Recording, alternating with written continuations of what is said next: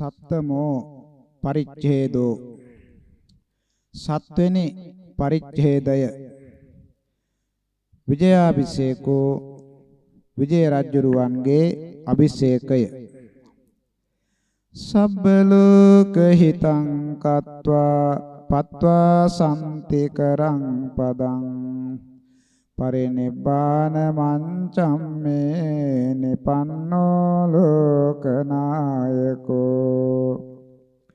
ලෝකනායක වූ අප භාග්‍යවතුන් වහන්සේ සියලු ලෝක සත්වයාගේ හිතසුව පිණිස බුද්ධ කෘත්‍ය සම්පූර්ණ කොට වදාලා උතුම් වූ පරම ශාන්තිය වූ අනුපාතිශේෂ පරිනිර්වාණයට පත්වීමේ අවස්ථාව පැමිණියා. පිරිනිවන් පෑම පිණිස පනවන ලද සයනේ සැතපී සිටියා. දේවතා සම්නිපාතම් හි මහන්තම් මේ මහා මුනි සක්කං తත්‍ර සමීපත්තං අවෝච වදතං වරෝ වාදීන් අතර උත්තම වූ අප මහා මුනීන්ද්‍රයන් වහන්සේ එහි රැස් වූ මහා දෙව් පිරිස අතර තමන් වහන්සේ සමීපයේ සිටි සක් දෙවිඳුන් හට මේ වදාලා විජයෝ ලාල විසයා සිංහ බාහු නරින්දජෝ ඒස ලංක මනුප්පතෝ සත්තෞහච්ච සතානුගෝ සිංහ බාහු නැමැති රජුරුවන්ගේ පුත්‍රයා වන විජය කුමාරයා සත්‍යයක් පිරිවර සහිතව ලාට රටින් පිටත් වෙලා අද ලංකාදීවෙන්ට ගොඩ බැස්සා. පතිට්ඨිස්සති දේවින්ද ලංකායන් මම සාසනං තස්මා සපරිවාරං තං රක්කලං කංච සාදුකං දේවේන්ද්‍රය මාගේ බුද්ධ ශාසනය පිහිටන්නේ ලංකාද්වීපයේ. එනිසා පිරිවර සහිත වූවත් ලංකාදීපයත් හොඳින් රකින්න ඕනේ. තථාගතස්ස දේවින්දෝ වචෝ සුත්වාවසාදරෝ දේවසුප්පලවන්නස්ස ලංකාරක්ඛං සමප්පයේ. එතකොට සක් දෙවිදු තථාගතයන් වහන්සේගේ වචනය ආදර සහිතව අසාගත්තා. ලංකාවේ ආරක්ෂාව පුල්වන් දෙවිදුහට බාර කළා. සක්කේන උත්තමත්තෝ සෝ ලංකං ආගම්ම සජ්ජුකං පරිබ්බාජක වේසේන රුක්ක මූලමුපාවිසී. සක් දෙවියන්ගේ වචනය සමග උපුල්වන් දෙවියෝ එකිනෙහිම ලංකාවට පැමිණියා. ඔවුන්ට පෙනෙන මානෙන් තාපසයෙකුගේ වෙස්ගෙන එක්තරා රුක්ෂවරක වාඩි වී හුන්නා. විජයප්පමුඛා සම්බේතං උපෙච්ච අපුච්චේසුං අයම් භෝකෝ නුදීපෝති ලංකාදීපෝති සෝබ්‍රවී. විජය කුමාරයා ප්‍රමුඛයේ සියලු පිරිස තවුස්වැස්ගෙන හුන් උපුල්වන් දෙවියන් වෙත ආවා. බවත මේ කවරනම් ඇති දිවෙනක්ද කියා ඇසුවා. එතකොට තවුසා මෙහෙම කිව්වා. මේ දිවෙන්ට කියන්නේ ලංකා කියලා.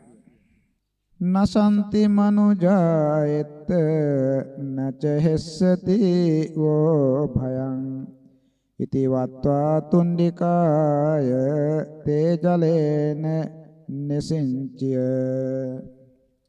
මෙහි මනුස්ස වාසයක් නැහැ. තොපට බයක් ඇති වෙන්නේ නැහැ කියලා පැන් කෙන්ඩීගෙන වොන්ට පිරිත් පැන් නිසා.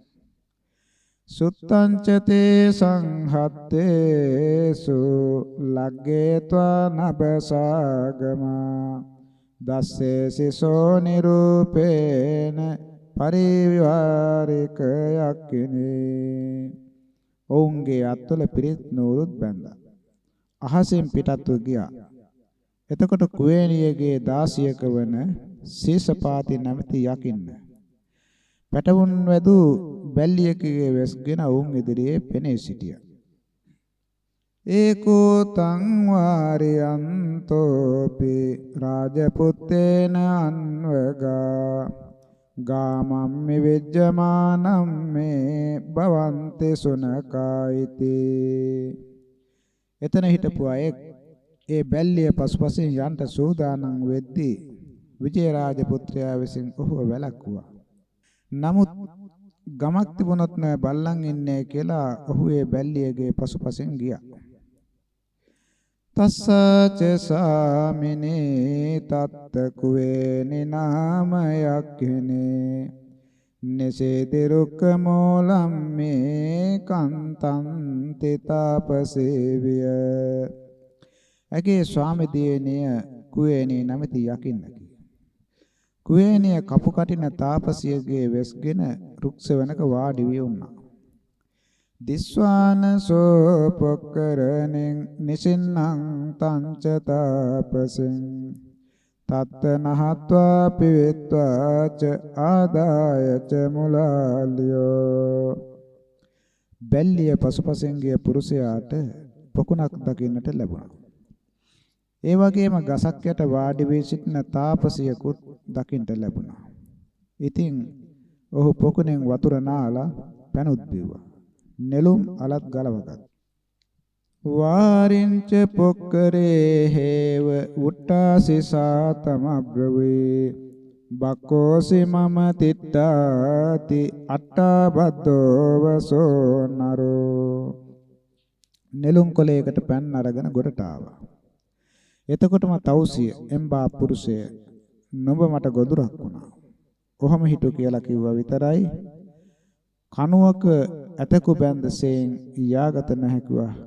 නැවත සිටගත්තා.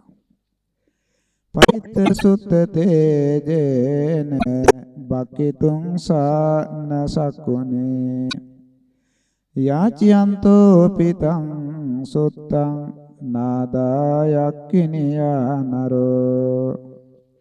තවුස්වස්කත් උපුල්වන් දෙවි රජුන් බැඳවූ පිරිත් නූලේ තේජසින් කුවේනියට ඔහුව බෙලිගන්නට පුළුවන් වුණේ නැහැ.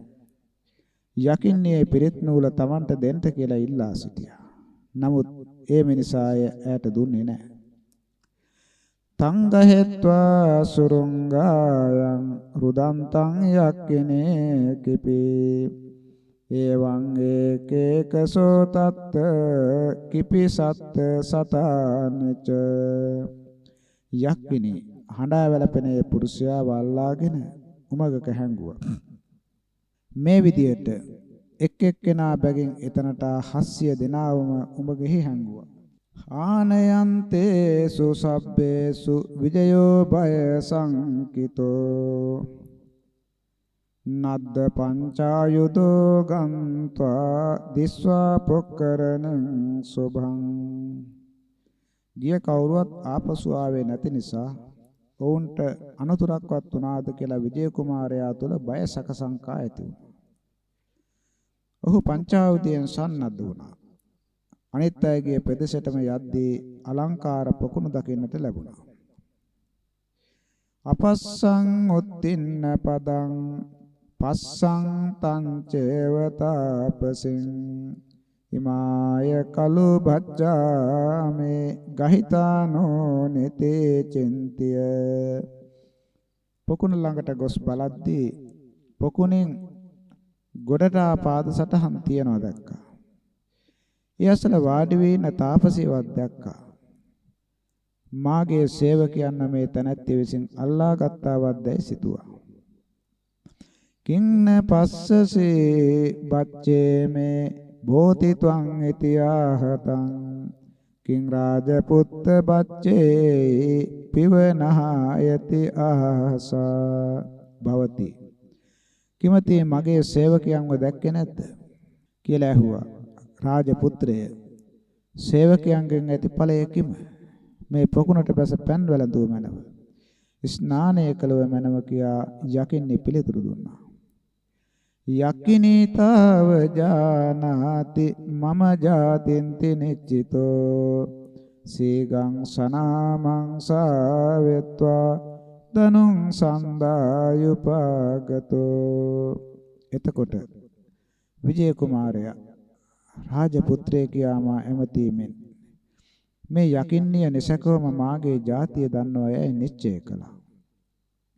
මම සිංහබාහු රජුරුවන්ගේ පුත්‍ර වූ විජය කුමාරයායි කියලා වහාම තමන්ගේ නම කියලා දුනුයිතල අමෝරාගෙන යකින්නේ ළඟට වේගයෙන් ආවා. යක්කින් ආදාය ගේවාය නාරාච වලය නසෝ වාම හත්තේන කේසේසු ගහෙත්වා දක්කින නතු. යකින්නේ දුවන්න පටන් ගත්තා. විජය කුමාරයා වේගයෙන් ලුහු බැන්දා. එගේ බෙල්ලේ දමාගෙන සිටි යකඩ වලල්ලෙන් එය වැදලා ගත්තා. වම් අතින් කෙස් වැටියෙන් අල්ලගත්තා. දකුණු අතින් උක්කිපිත්වා සිංහහ බච්චේ මේ දේදාසිතං මාරේ මෙති බයට්ටාසා ජීවිතං යාති යක්ඛිනේ. කඩුව සොයා ගත්තා. මේ එම්බල දාසි මාගේ සේවකයන් දීපිය නැත්තම් තිය මෙතන මරණවා කියලා කිව්වා. යකින්නේ හොඳට බය වුණා. කුමාරයාගෙන් ජීවිතය ඉල්ලලා සිටියා. ජීවිතං දේ මේ සාමේ රජ්ජං දජ්ජාමේ තේ අහං කරිස්සාමේ තිකිච්ඡං ච කිච්ඡං අඤ්ඤං යතිච්ඡතං. ස්වාමීනි, මාගේ ජීවිතය දෙනු මැනව. මම ඔබ වහන්සේට ලංකා රාජ්‍ය දෙන්නම්. ස්ත්‍රියෙකු විසින් තම සැමියාට කළ යුතු යම් දෙයක් ඇද්ද? ඒ වාත් කරන්නම්. ඔබ වහන්සේ සිතන පතන සියලු දේ කර දෙන්නම් කියලා කියා සිටියා. අදුබ්බත්තාය සපතං සෝතං යක්කින් අකාරේ ආනේහි භච්චේසි ගන්ති උත්තමත්තාවසානයේ. විජය කුමාරයා යලි කවදාවත්ම තමන්ට ද්‍රෝහි නොවන ලෙසට ඒ යක්ෂණියව දිවුරා ගත්තා.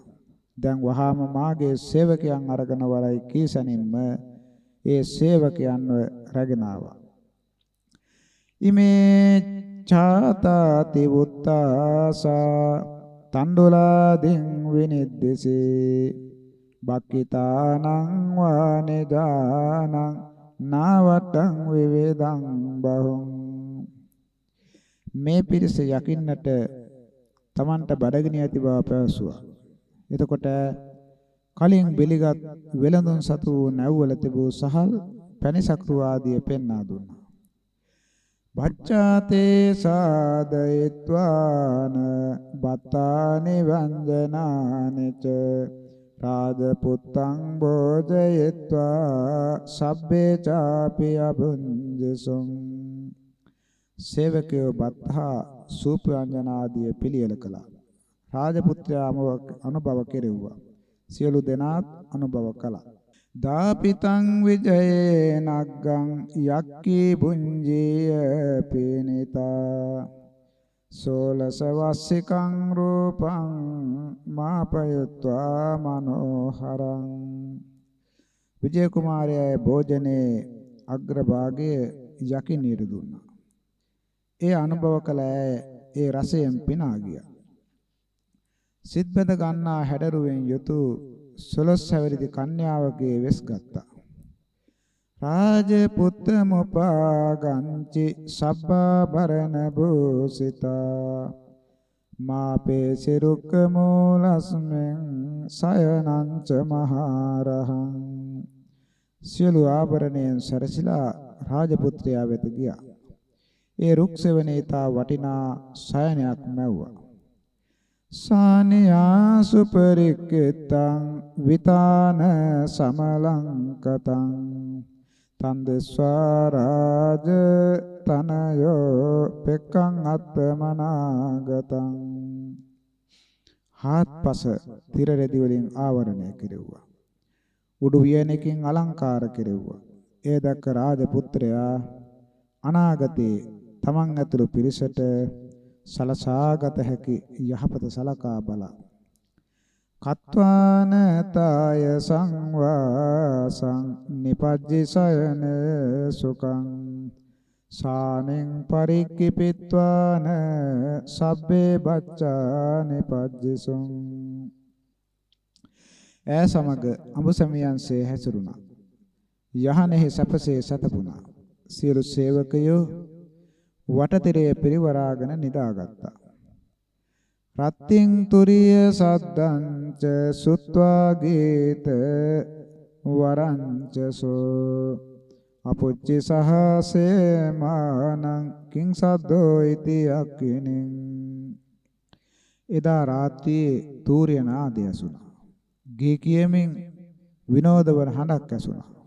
විජය කුමාරයා තමා සමග සැතපෙන යකින්නගෙන් සොඳුරමේ ශබ්දය කුමක්ද කියා ඇසුවා.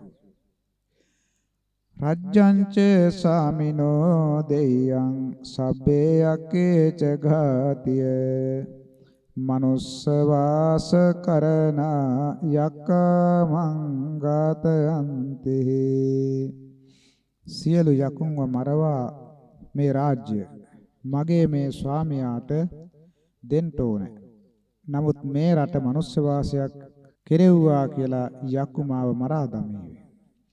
ඉති චින්තිය යක්කීසා අබ්‍රවී රාජනන්දනං සිරිසවත්තු නාමේ තං සාමියක්ක පුරං එද මෙහෙම සිතුව යක්කිනේ රාජකුමාරයාට සතුට දනවන මේ කිව්වා. සාමේනි මෙහි සිරීස වාස්තු නම් යක්ෂපුරයක් තියෙනවා. තත්ත ජෙට්ටස්ස යක්කස්ස ලංකා නගර වාසිනේ කුමාරිකා ඉදානීතා තස්සා මාතා ජාගතා එහි මහා කාලසේන නමින් ජේෂ්ඨ යකෙක් ඉන්නවා. ඒ යක්ෂයාට ලංකාපුරයෙන් පෝල මිත්තා නැමැති යක්ෂිනේ කුමරියක් කැන්දන් ආවා. ගොණ්ඩා නැමැතියගේ මෑණියනොත් අද තෑගි භෝග අරන් ඇවිල්ලා. ආවාහ මංගලේ තත්ත සත්තාහං උස්සවෝ මහා වත්තේ තත්ත සද්දෝයං මහා හේය සමාගමෝ මේ ආවාහ මංගල්‍ය නිසා ඒ ශිරීෂ වස්තු පුරයේ සද්දිනක මහා උත්සවයක් පැවැත්වෙනවා. එහි මහා යක් පිරිසක් රැස් වෙලා ඉන්නේ. මේ ඇහෙන්නේ ඔවුන්ගේ ශබ්දය තමයි. අජ්ජේව යක්කේ ගාතේ නහි සක්කායිතෝ පරං සෝ ආහදිස්සමානේතේ ගාතෙස්සාමි කතං අහං අදම යකුන්ව මරුව මැනව. මෙවැනි අවස්ථාවක් මීට පස්සේ ලැබෙන්නේ නැහැ කිව්වා. මට යකුන් පෙනෙන්නේ නැහැ නෝවේ. මං කොහොමද උන් මරන්නේ කියලා රාජකුමාරයා ඇහුවා. යත් සද්දං කරිස්සාමි තේන සද්දේන ගාතය ආඋදං මේනෝ භාවේන තේ සංකායේ පතිස්සති මං යම් තැනක ඉඳන් සද්දයක් කරන්නෙම්ද එතකොට ඔබ එතනට කඩුවෙන් කොටනු මැනව. මාගේ ආනුභාවයෙන් ඒ ආයුධය ඔවුන්ගේ ඇඟට වැටෙන්නේ. තස්සා සුත්වා තථා කତ୍වා සබ්බේ යක්කේ අඝාතේ සයම්පි ලද්ද විජයෝ යක්ක රාජ පසාදනං යකින්නගේ වචනය අසාගෙන ඒ ආකාරයෙන්ම කටයුතු කොට සියලු යකුන් මරා දැම්මා. තමන්ම ජයග්‍රහණය ලබා ගත්තා. මහා කාලසේන යක් රජුගේ පළඳනාව පැළඳගත්තා. පසාදනේ හිසේසේ තන්තං භච්ඡං පසාදයෙන් කතිමහං වසිත්වේත තම්බපන්නින් උපාගමේ අනිත්‍යක් අමාත්‍යයන්ගේ පළඳනාවන් ඒ සේවක ජනයන්ට ගැළපෙන ලෙස පැලැන්දෙව්වා.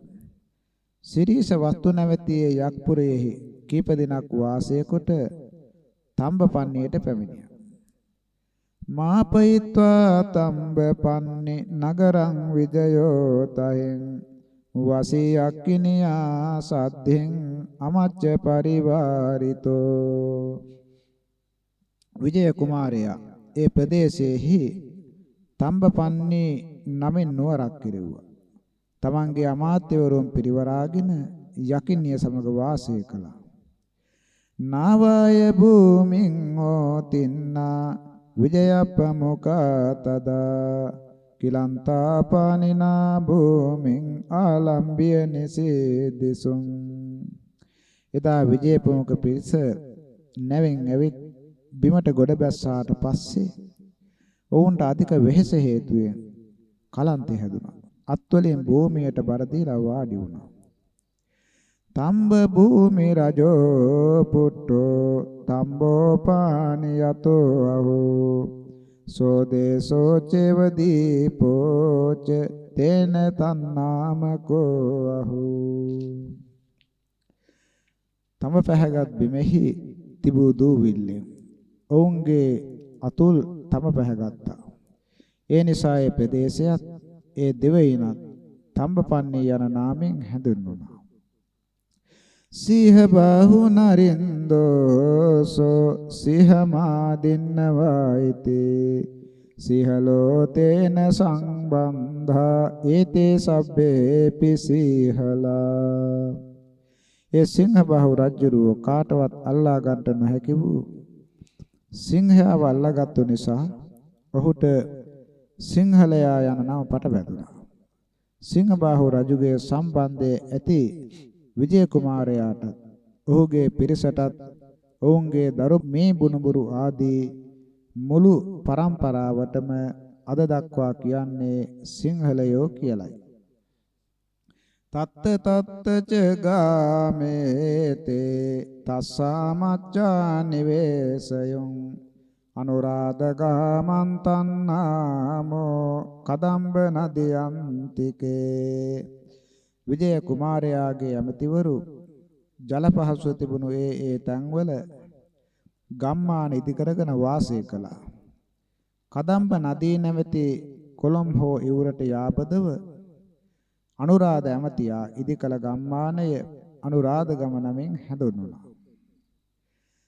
ගම්බීර නදියා තීරේ උපතිස්සෝ පුරෝහිතෝ උපතිස්ස ගාමං මාපේසි අනුරාධස්ස උත්තරේ.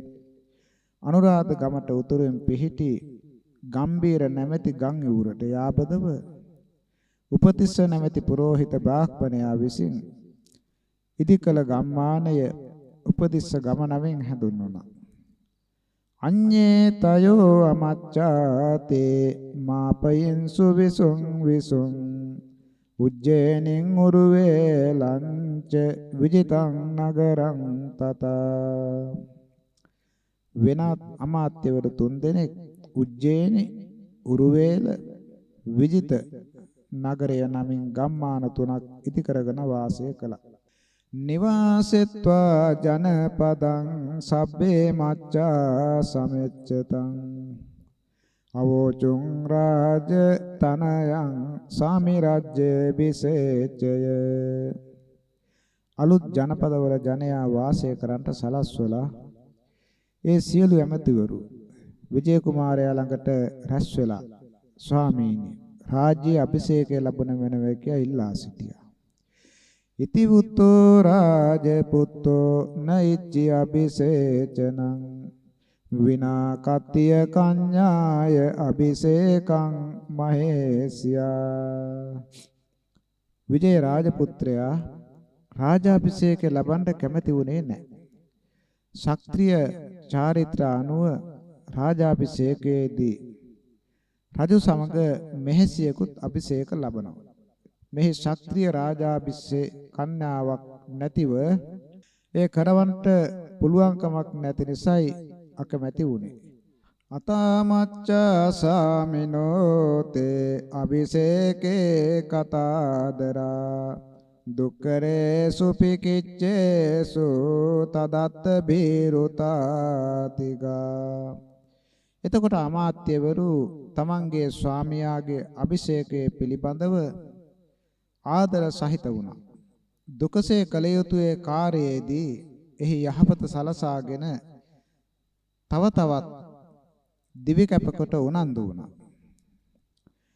පන්නාකාරේ මහාසාරේ මනිමුත්තාදිකේ බහු ගාහපයිත්වා පාහේසුං දක්ඛිනං මధుරං පුරං. මණික් මුතු ආදී තාමත්ම වටිනා තෑගි භෝග සෑහෙන්ට පිළියෙල කරවාගෙන දකුණු දඹදිව මధుරාපුරයට දූතයන්ව පිටත් කළා. පණ්ඩුරාජස්ස දීතත්තං සාමිනෝ සාමි බත්තිනෝ අඤ්ඤේ සංචාපි දීතත්තං අමච්චානං ජනස්සච. ඒ ස්වාමි භක්තියෙන් යුක්තව තම ස්වාමියාව විජේරාජ පුත්‍රයාට පඬිරජ්ජුරුවන්ගේ දියණිය ලබා ගැනීමටත් අනිත් අමාත්‍යවරුන්ටත් ජනයාටත් අනිත් ශාත්‍ය වංශික දියණුවරුන් ලබා ගැනීමටත් සීගංනාගාය ගන්්වාන දූතාතේ මధుරං පුරං පන්නාකාරේ චලේ කංච තස්සරඤ්ඤෝ අදස්සයොං. රාජදූතයෝ ඉක්මනින් නැවෙන් ගොස් මధుරාපුරයට පැමිණියා. පඬිරජ්ජුරුවන්ව බැහැදකලා තමන් ගෙන තුටුපඳුරුත් සංදේශයත් ඉදිරිපත් කළා. තතෝ රාජා මච්චේ මන්තයත්වා සදේතරං පාහේතු කාමෝ මච්චානං අඤ්ඤ සංචාපිදීතරෝ. එයාසා පඬිරජ්ජුරුව ඇමතිවරුන් කැඳවා මේ පිළිබඳව සාකච්ඡා කළා. තමන්ගේ රාජදියණියන් ඇමතිවරුන්ගේ ශාක්‍රීය වංශික දියණුවරුන් ලංකාදීපයට යවන්ට කැමති වුණා. ලද්දාඋන සතං කඤ්ඤා අතබේරෙන් චරාපයේ ලංකාය දීතු ගමනං ඉච්ඡමානා නරයිද. ඔය ආකාරයට ශාක්‍රීය කන්‍යාවන් 99 දෙනෙක් ලැබුණා. ඊට පසු රජුරෝ අඬබර ගැස්සෙව්වා. මේ මధుරා නුවර මිනිසුනි තමන්ගේ දූවරුන්ව ලංකාවෙහි අලුත් රාජ්‍යයට පිටත් කොට යවන්නට කැමති නම් නිවාසයිත්වා දිගුණං ගරද්වාරේ සුදීතරෝ තපෙන්තු තේන ලිංගේන ආදේශාමිතායිති. තම දූවරුන්ව දෙගුණයක් කොට රෙදි අන්දවා ගේ දොර කොටට සිටුවා නවත්තන්ට ඕන. ඒ සලකුණෙන් අපි ඒ දූවරුන්ව හඳුනා ගන්නවායි ප්‍රකාශ කෙරෙව්වා. ඒවං ලද්දා බහෝ කඤ්ඤා තපයත්වාන තං කුලං සම්පන්න සබ්බාලංකාරං දීතරං සපරිච්ඡදං. ඔය ආකාරයට බොහෝ කන්‍යාවන් ලැබුණා. ඒ දියණුවරුන් අයත් පවුල් නොයෙක් තෑගි භෝග වලින් සතුටු කෙරෙව්වා. ඊට පසු දියණිය ඇතුළු සියලු කන්‍යාවන්ට පාවිච්චියට උමනා නොයෙකුත් බඩු බාහිර ආදිය දීලා සියලු අලංකාර ආභරණ වලින් සැරසෙව්වා. සබ්බාතාලද්ද සක්කාරා කඤ්ඤායෝ ච යතරහං රාජාරහේච හත්තස්ස රත පේසිය කාරකේ. ඒ සියලු කන්‍යාවන් සුදුසු පරිදි නොඑක් සත්කාර ලැබුවා.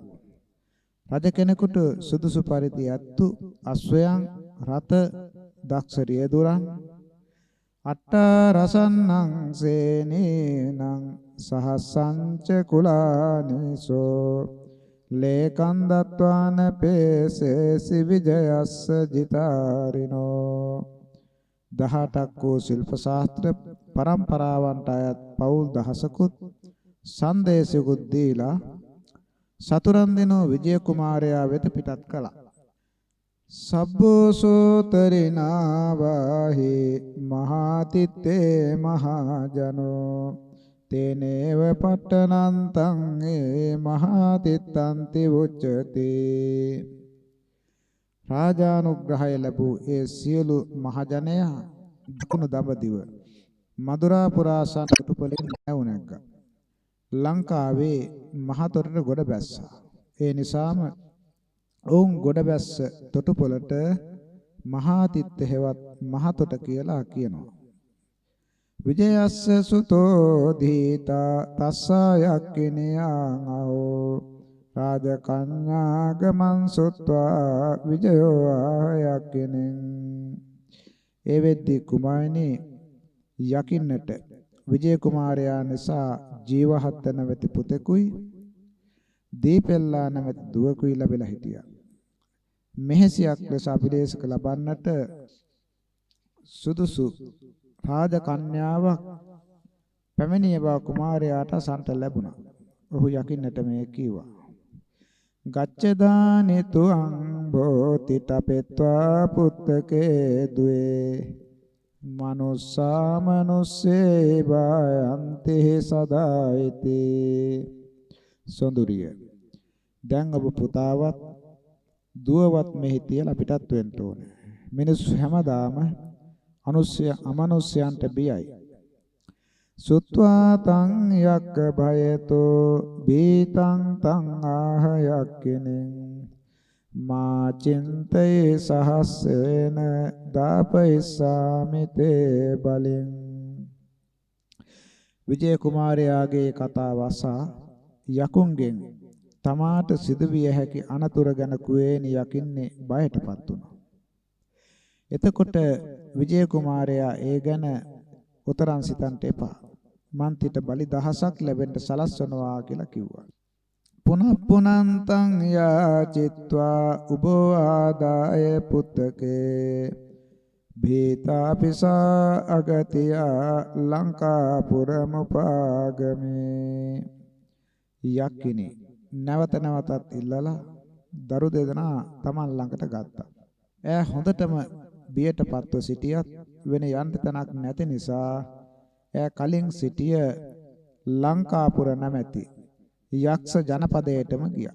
පුත්තේ බහිනිසේ දෙත්වා සයං පාවෙසිතං පුරං සංජානෙත්වා නතං යක්ඛෙන් බීතා චෝරීති සංනෝ. දරුවන් දෙන්නා ලංකාපුරයෙන් පිටත තැනක වාඩි කෙරුවා. ඈ තනියම යක්පුරයට ඇතුල් වුණා. එතකොට ඈ ඔත්තු බලාගෙන යන්ට සොරෙන් ආබව සිතා යකු හොතටම බය වුණා. සංකුබින්සු පුරේ අක්කා ඒකෝ සාහසිකෝ පන ඒක පානිප්පහාරේන විලයන් නයි යක්කිනෙන්. ලංකාපුරේ යකු කැළඹිලා ගියා. එතකොටම එක්තරා දරුණු යක්ෂයෙක් එක් පහර ගැසූ ඇතුල් පහරකින් යකිනිය මරලා දැම්මා.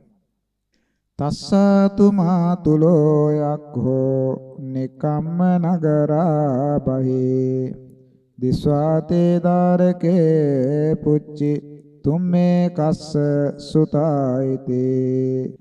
කුවේණියගේ මාමා වූ යකි ලංකාපුරයෙන් පිටට දාවා. පිටත සිටින දරු දෙන්නා දකින්ට ලැබුණා. තොපි කාගේ දරුවන්ද කියලා ප්‍රශ්න කළා. කුවේණියාති සුත්වාහ මාතාවෝ මාරිතායිද තුම්මේ පෙදෙස්වා මාරයං පලායත ලහුම් ඉතේ. අපේ මෑණියන් කුවේණියයි කියලා කිව්වා. මෙතන තොපගේ මෑණියන්ව මරලා දැම්මා. තොපිව දැක්කොත් මරා දමාවි. ඉක්මනින් පැනගනින් කියලා යක්ෂයා පැවසුවා. අගුං සොමන කෝටන්තේ පලායිත්වා තතෝ ලහුං වාසංකප්පේසි ජෙට්ටෝ සෝ බුද්ධෝතාය කනෙට්ටියා. එතකොට ඔවුන් දෙන්නා ඉක්මනින්ම ඒ ප්‍රදේශයෙන් පැනගත්තා. සමන්කුළු පවුව පාමුල වනයේ වාසය කළා. තරුණයෙකු බවට පත් ඒ පුත්‍රයා ඒ තමාගේ නැගණිය සමග පෞල් ජීවිතයක් පටන් ගත්තා. පුත්තදීතාහි වඩ්ඩිත්වා රාජානුඤ්ඤායතේ වසං තත්තේව මලයේසෝ පුලින්දානං සම්භවෝ. තම දරුවන් සමන්කුළු පව්වේ පාමුල ඉන්න බව දැනගත් විජය රජතුමා ඔවුන්ට කඳු ප්‍රදේශයේම වාසය කරන්නට අනුමැතිය දුන්නා. ඊට පස්සේ ඔවුන් දූපුතුන් ඇති කරගෙන දරු පරපුරක් බිහි කළා. ලංකාවේ වැද්දන්ගේ ආරම්භය ඇති වුණේ ඔය ආකාරයටයි. පණ්ඩුරාජස්ස දූතාතේ පන්නාකාරං සමප්පයං විජයස්ස කුමාරස්ස රාජදීතාදිකාචතා. පඩි රජුරුවන්ගේ දූතයෝ තමන්ගෙන රාජකීය තුටුපඳුරු විජය කුමාරයාට පිළිගන්නවා. රාජ කන්‍යාව පුරටු කොට ඒ කන්‍යාවන්ද ලබා දුන්නා. කତ୍වා සක්කාර සම්මානං දූතානං විජයෝපන අදායතරහං කඤ්ඤා අමච්චානන්දනස්සච. විජය කුමාරයාත් රාජ දූතයන්ට ගෞරව සම්මාන දැක්වුවා.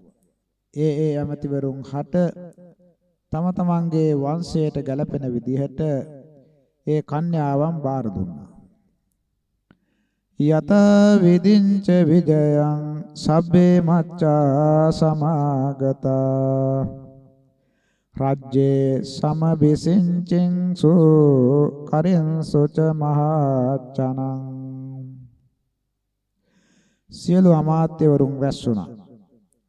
ශාස්ත්‍රීය රාජ පරම්පරාවල සිදු කෙරෙන විදින්ට අනුකූලව විජය කුමාරයාව ලංකා රාජ්‍යයේ රජු ලෙස අභිරේක කෙරෙව්වා.